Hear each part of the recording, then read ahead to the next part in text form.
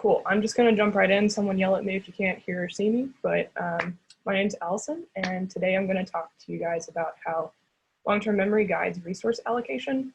And what I mean by this is that our long-term memory has a wealth of information that can aid in easing the burden that faces working memory. And we're all well aware of this burden that faces working memory and that it has an incredibly limited capacity. But there's a problem where we have a lot of information in our environment, so how do we manage this? And previous work has started to uncover these strategic uses of working memory where it's able to get the most out of its limited capacity. First being that working memory can prioritize information. So not everything in our environment is completely useful. So you can just focus on the things that are more behaviorally relevant to accomplish your task.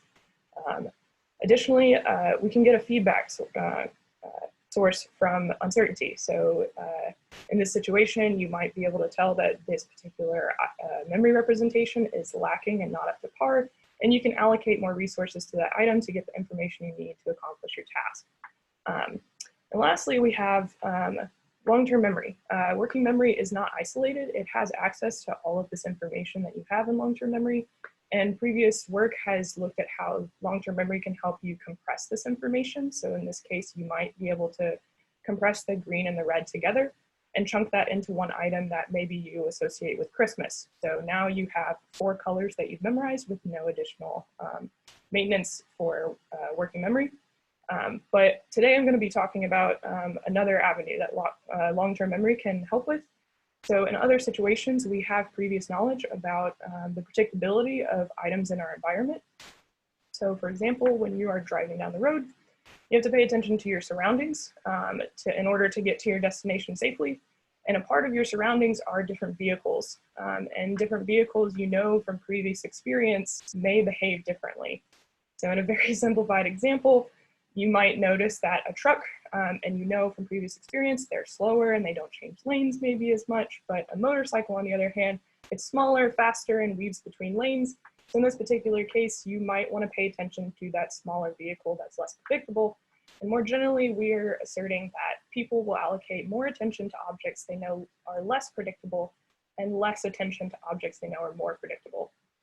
So to test this in the lab, we asked participants to report and remember and report all 6 items on a screen. Following a visual mask and a brief delay period, they then could report those items in whatever order that they chose, and then they get a feedback response at the end of each trial. So that's a typical working memory task right there, but we injected this long-term memory information in there by assigning one of those items to appear in a particular location on the screen. This item shown in red, and then the other 5 can appear at any location on the screen.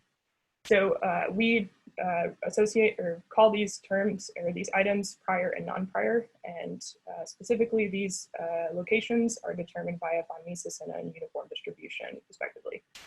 And also importantly, participants were randomly assigned both the color and location of that prior information so that all colors were used as a prior item.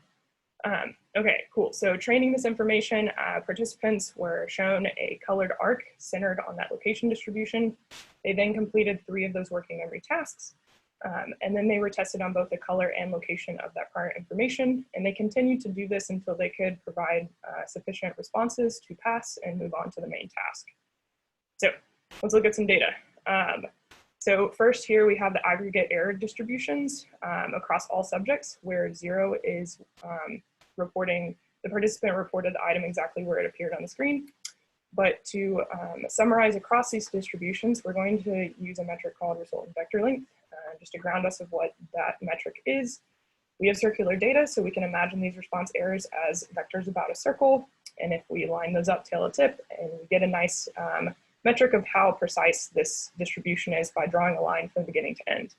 And to give another example, if we made this distribution less precise, stuck 2 on the other side, line those up, then you can get this nice comparison of, oh, okay, this is less precise. That is what this metric is doing. So then we can see here that prior items have a more precise response distribution than the non-prior items.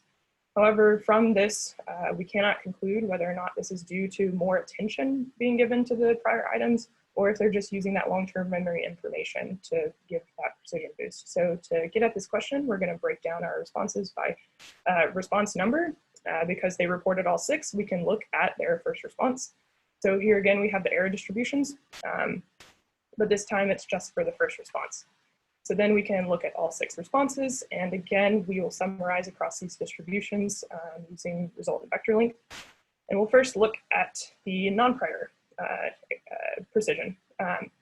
So when we first look at this, we can see that there is a specific ordering where participants are reporting the most precise item first. And this is actually replication of a previous study where they also showed this trend, and they also showed that this was not due to output interference, but this is actually due to ordering by the precision of the memory representation. So then when we plot the prior items, we see that this relationship actually disappears. So regardless of when the prior item was reported, the precision was statistically the same. And then additionally, you can see that the only difference in precision between these items is actually in the last 3 responses. So this indicates that these prior items are not actually prioritized more, but they actually are just relying on that long-term memory information when it's time to guess. All right, so with this in mind, you would think that if participants are prioritizing those non-prior items where they don't know as much about them, then they're going to report the prior item last. So let's look at when participants are reporting that item or that prior item. So here we have the proportion of times that they reported the prior items by the response number, where chance will be at 1/6. So we can definitely tell that that is not uniform. And we can see that there's a bias to report the item later, but it's not necessarily the last item like we would have thought. So in this case, we are proposing that participants are adhering to a strict order of that precision like we were talking about earlier, where on any given trial, a participant will be encoding a couple of those items on the screen, and those will be the items that they report first, the ones that have the highest precision memory representation. And then the next thing that they do is they have a somewhat precise representation of generally where that prior item typically appears, and then they're left to just guess to the best of their ability on the remaining items. So if this is the case, then we would expect any items that are reported before the prior to be higher precision than those reported after. So we will control for the response number.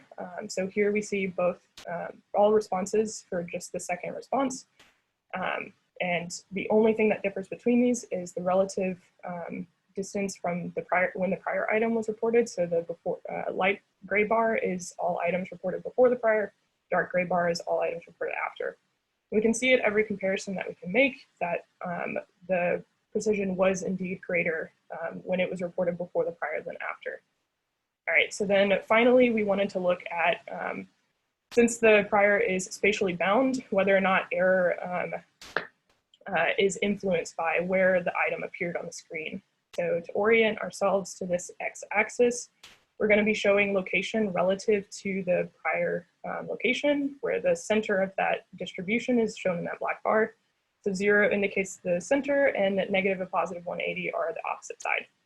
So first looking at the error prior, or the non-prior error, we can see that items that appeared at the center or near the location of the prior increased in error, thus indicating that these participants are allocating fewer resources to that particular location. Now looking at the prior error, we can see the opposite effect, where error actually decreased at the center of that prior location, thus indicating that participants are actually relying on the long-term memory information to report this item, where if they are always reporting the center of that prior distribution, then the items that are closer to that location will actually have lower error. So just consider alternatively, if those participants were actually attending to that area, then you would see that the non-prior would also decrease in error along with the prior items. All right, so to summarize everything, these results indicate that participants can and do use prior information to guide where they allocate resources.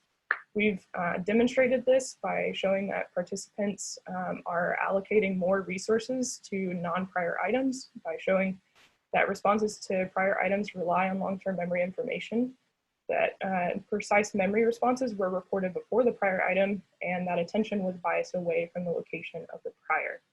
And with that, I will thank everyone for your time and looking forward to your questions. So I think I'll stop sharing with that. Cool, thank you, Allison. Let's wait a few seconds and see if there are any questions from the Q&A.